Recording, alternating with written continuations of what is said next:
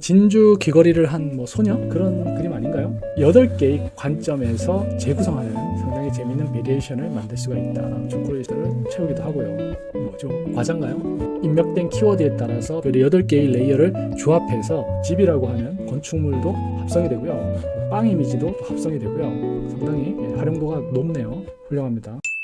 안녕하세요. 오다섯입니다. 오늘은 AI 이미지 생성의 최신 기술인 컴포저를 소개해 드리려고 합니다. 컴포저, 바로 쓰실 수 있는 건 아니고요. 따끈따끈하게 엊그제 논문이 출판이 된 겁니다. 이 논문을 살펴보면 앞으로 AI 이미지 생성기가 어떤 식으로 발전할지를 우리가 미리 좀 알아볼 수가 있고요. 지금 현재 나와 있는 다양한 인공지능 이미지 생성기들의 원리도 우리가 좀 더 알 수 있을 것 같아요. 그래서 준비를 했습니다. 새로운 패러다임이 될지는 아직 잘 모르겠습니다. 현재 이미지 생성기들이 사람에게 자유도 관점에서 다양한 새로운 레벨로 제어할 수 있고 조작할 수 있게 해주긴 하는데 아직 많이 부족하죠. 그래서 이런 관련 연구들이 앞으로 계속 만들어질 거고요. 오늘 소개해드린 이 연구도 그런 관점이라고 생각을 해주시면 되겠습니다.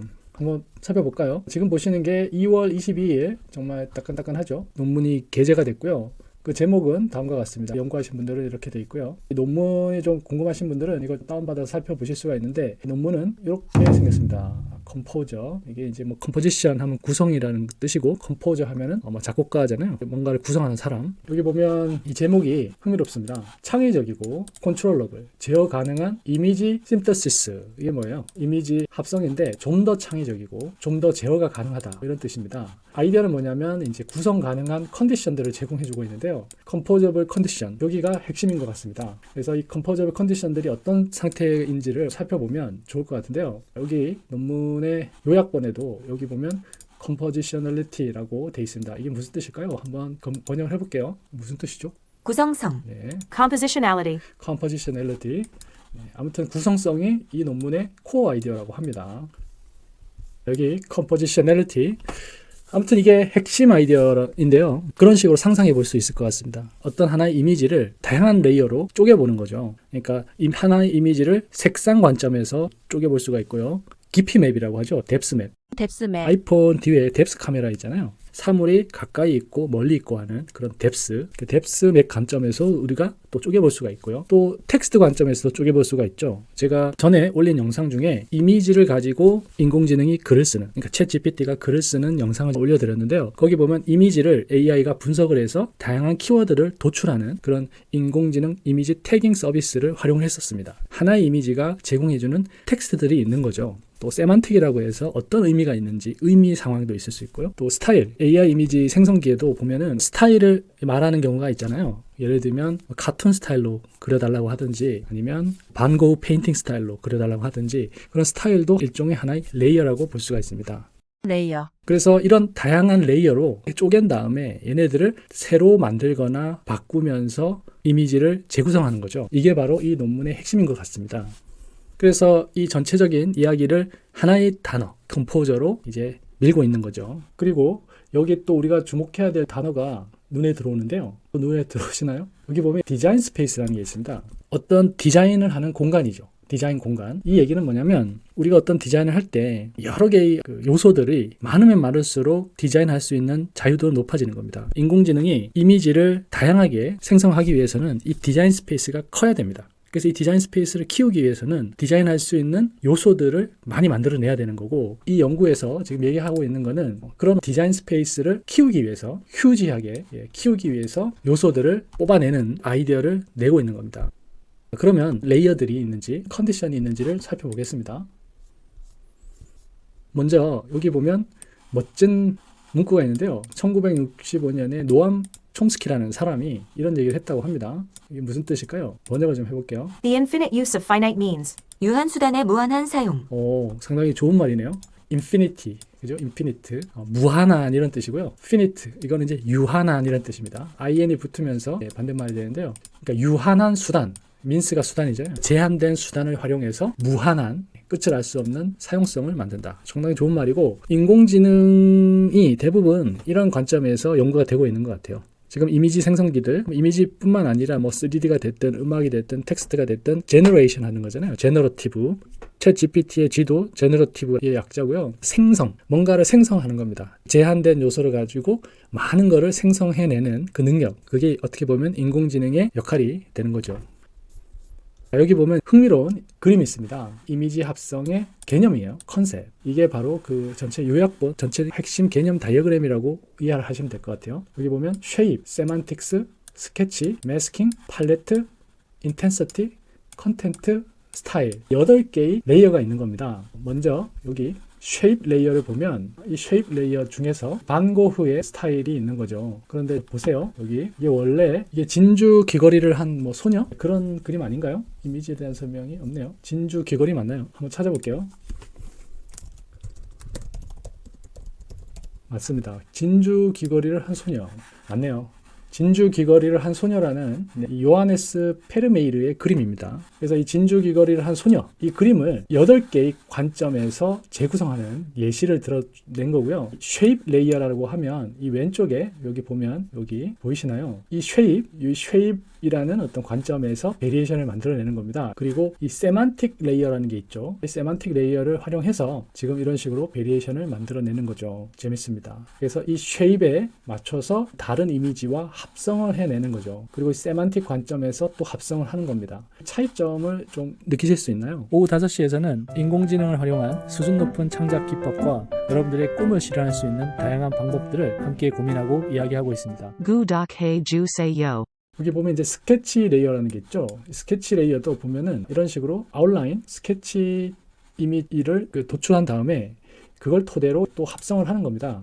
여기 보면 집이라고 하는 건축물도 이런 식으로 합성이 되고요. 마찬가지로 빵 이미지도 이런 식으로 또 합성이 되고요.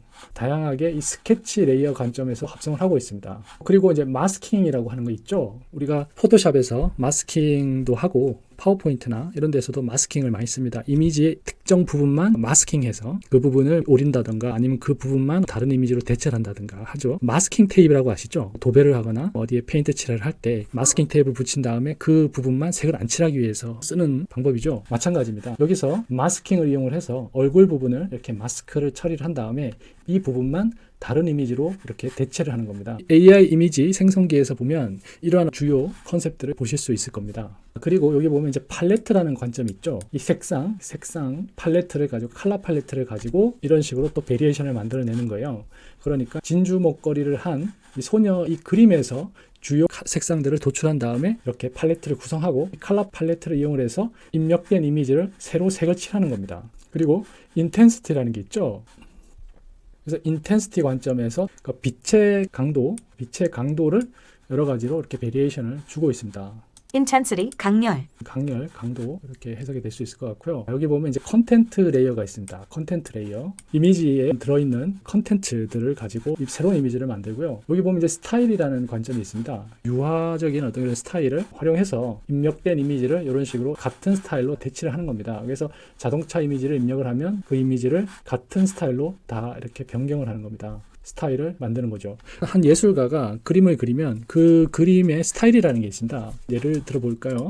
반 고흐라는 사람을 검색을 해서 이미지로 보면은 이게 같은 사람이 그린 그림입니다. 반 고흐라는 사람이죠. 그렇지만 이 그림은 서로 다르지만 스타일이라는 거를 알 수가 있잖아요. 마찬가지입니다. 반 고흐 스타일도 있고 예를 들면 잭슨 폴록이라고 하는 스타일이 있을 수 있죠. 이 사람은 물감을 바닥에 흩뿌리면서 그림을 그리는 사람인데요. 이 사람도 일종의 스타일이 있는 겁니다. 사실 이 스타일이라는 단어가 정말 중요한데요. 인공지능이 이런 스타일을 이용을 해서 이미지를 생성하는 겁니다. 그렇게 똑똑한 것 같지는 않아요. 왜 그러냐면 사람의 스타일은 훨씬 더 깊이가 있고 지금 만들고 있는 이런 스타일들은 대부분 제한되어 있다고 볼 수가 있습니다. 하지만 많은 인기를 얻고 있지 않습니까? 이미지를 뭐 요소 추출해서 그것들을 합성하고 재구성하고 하는 그런 기법만 가지고도 사람들이 이런 식으로 폭발적인 인기를 제공하게 되는데요. 마찬가지입니다. 앞으로 개발할 부분이 무궁무진하게 있다. 저는 그렇게 생각이 됩니다. 여기에 보면 이미지 베리에이션이라고 해서 다양한 이미지를 만들어내고 있고요. 고흐의 이미지를 가지고 앞서 설명드렸던 8개 레이어들을 이용을 해서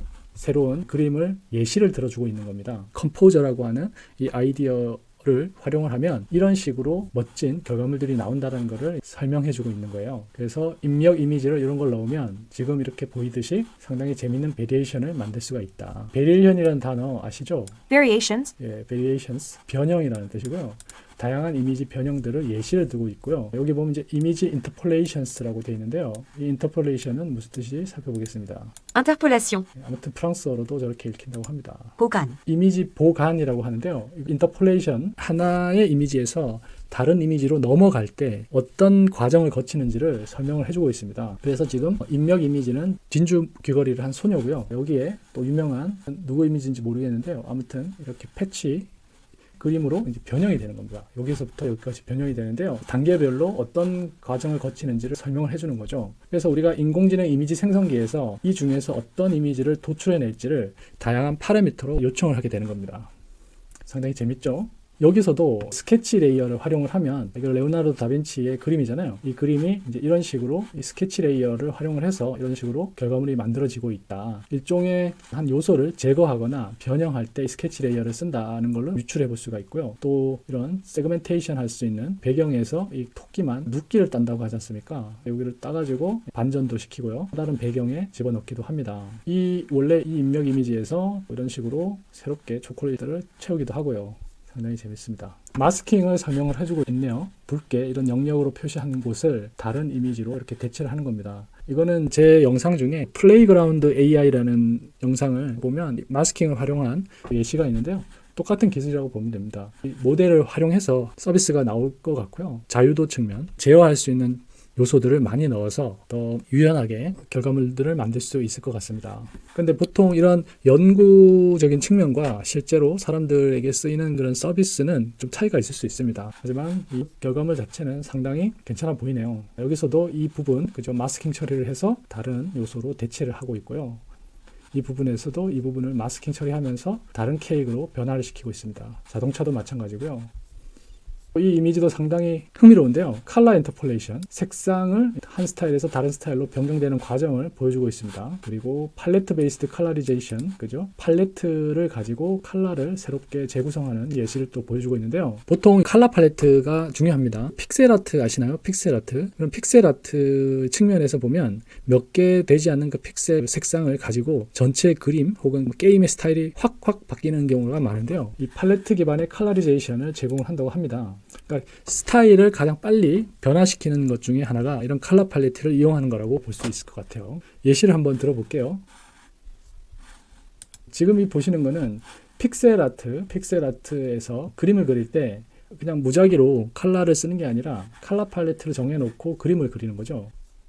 아무튼 이건 지금 itch.io라고 인디게임을 서비스하는 사이트인데요. 여기에 이제 이쪽으로 링크를 줬는데 여기에 보면 여러 가지로 컬러 팔레트를 가지고 게임을 디자인한 결과물들을 보여주고 있습니다. 하나의 게임을 만들고 그 게임의 스타일을 바꿀 때는 컬러 팔레트를 바꿔도 그 게임의 분위기가 확 바뀌는 거죠. 아무튼 지금 팔레트 기반의 컬러를 새로 입히는 과정을 보여주고 있습니다. 분위기가 확 바뀌는 게 보이시죠? 그리고 또 이거 상당히 흥미로운데요. 지금 보면은 왼쪽에 오토바이 이미지가 이런 식으로 되게 추상적인, 수묵화인가요? 이런 이미지로 변화식 되면서 지금 이 중간에 보면 상당히 재밌는 이런 이미지를 또 만들어내는 겁니다. 뭐죠? 과자인가요? 이것도 재밌네요. 하단에는 이제 이 입력 이미지죠. 그래서 하단에 있는 이미지 스타일로 트랜스퍼 되는 겁니다. 그리고 이미지를 키워드를 입력을 하고 입력된 키워드에 따라서 변형을 하는 거죠. 지금 보여드리는 거는 이 모델을 쓰면 이런 식으로 결과물을 만들 수 있다는 겁니다. 앞서 말씀드렸던 그 8개의 레이어, 그 8개의 레이어를 조합해서 지금과 같은 결과물을 만들어낸다고 합니다.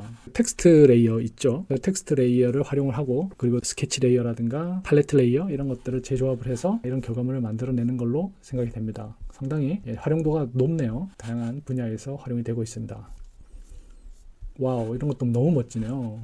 훌륭합니다. 기대가 됩니다.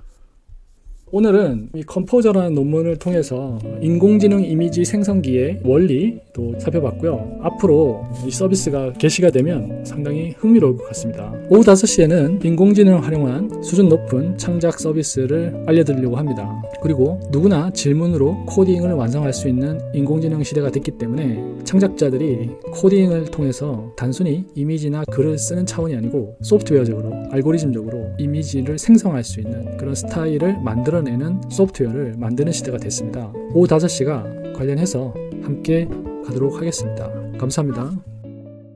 좋아요, 구독 부탁드립니다.